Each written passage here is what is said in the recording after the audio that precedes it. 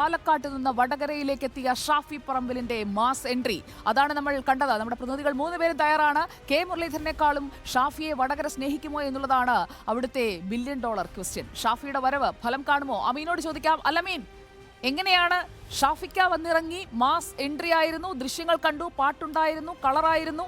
ഇനി അറിയേണ്ടത് വടകര പിടിക്കുമോ അതോ കരയിൽ നിന്ന് തിരിച്ച് പാലക്കാട്ടേക്ക് പോകേണ്ടി വരുമോ ഷാഫിക്ക്?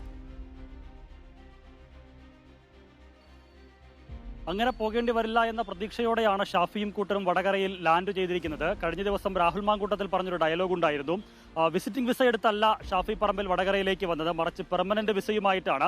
മാഹിയുടെ മരുമകൻ വടകരയുടെ മകനാകാൻ പോകുന്ന ഒരു കാഴ്ചയ്ക്കാണ് തങ്ങൾ സാക്ഷ്യം വഹിക്കാൻ പോകുന്നത് എന്നുള്ളൊരു പ്രതീക്ഷയോടെയാണ് UDF പ്രവർത്തകർ മുഴുവനും വടകരയിൽ തെരഞ്ഞെടുപ്പ് പ്രചരണരംഗത്തേക്ക് ഇറങ്ങിയിരിക്കുന്നത്. ഏതായാലും വടകര പിടിക്കാനാകുമെന്നുള്ള ഉറച്ച പ്രതീക്ഷ അത് നേതൃത്വത്തിനുമുണ്ട്. കാരണം പല സമവാക്യങ്ങൾ, അതുപോലെ തന്നെ പല സാഹചര്യങ്ങൾ അതൊക്കെ പരിഗണിച്ചുകൊണ്ടാണ് മുരളിയെ തൃശ്ശൂരിലേക്ക് തട്ടുകയും പകരം വടകരയിലേക്ക് മറ്റൊരാളെ ദൗത്യത്തിനായി തിരഞ്ഞെടുത്തതും. വടകരയിൽ മുരളിക്ക് പകരക്കാരൻ ആര് എന്നുള്ള ചോദ്യത്തിന് നേതൃത്വത്തിന് മുന്നിൽ ഒരേ ഒരു മറുപടി മാത്രമേ ഉണ്ടായിരുന്നുള്ളൂ. അത് ഷാഫി പറമ്പിൽ തന്നെയായിരുന്നു.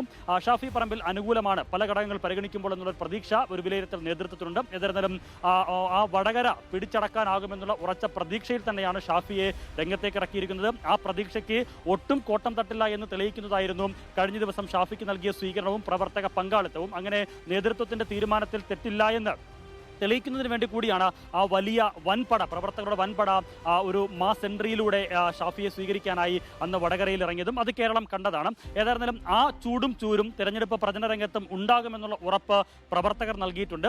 ആ ഉറപ്പ് മറികടക്കുന്നതിന് എന്ത് തുറുപ്പുചീട്ട് ഇടത് ക്യാമ്പിലുണ്ട് എന്നുള്ളതാണ് ഒരു ചോദ്യം. എന്ത് തുറുപ്പുചീട്ട് വന്നാലും അതിനെയെല്ലാം മറികടക്കാനാകും എന്നുള്ള പ്രതീക്ഷയിൽ തന്നെയാണ് UDF ക്യാമ്പ് വടകരയിൽ രംഗത്തിറങ്ങിയിരിക്കുന്നത്. സുജയ, ഓക്കെ, അമീൻ പറഞ്ഞതുപോലെ അതോടൊപ്പം ചേർത്ത് വെക്കേണ്ട ഒരു കാര്യം, മുസ്ലിം ന്യൂനപക്ഷത്തിന് 30% വോട്ടുണ്ട് വടകരയിൽ. 30,000 ഉറച്ച വോട്ടെങ്കിലും ആറമ്പിക്കും അവിടെയുണ്ട്. അപ്പോൾ അതൊക്കെ ഏത് തരത്തിലായിരിക്കും സ്വാധീനിക്കാൻ പോവുക എന്നുള്ളതാണ് അറിയേണ്ടത്. പാലക്കാടൻ അംഗചേകവർ വടകരയിലേക്ക് വന്ന് ഇറങ്ങിക്കഴിഞ്ഞു. പക്ഷേ കടത്തനാട് മണ്ണ് എങ്ങനെയാണ് സ്വീകരിക്കാൻ പോകുന്നത്? ഷാഫിക്ക് വടകര നൽകിയ ആദ്യ ദിനത്തിലെ സ്വീകരണം CPIM ക്യാമ്പിനെ ചിന്തിപ്പിക്കുന്നുണ്ടോ? അതാണ് അറിയേണ്ടത്. നമുക്ക്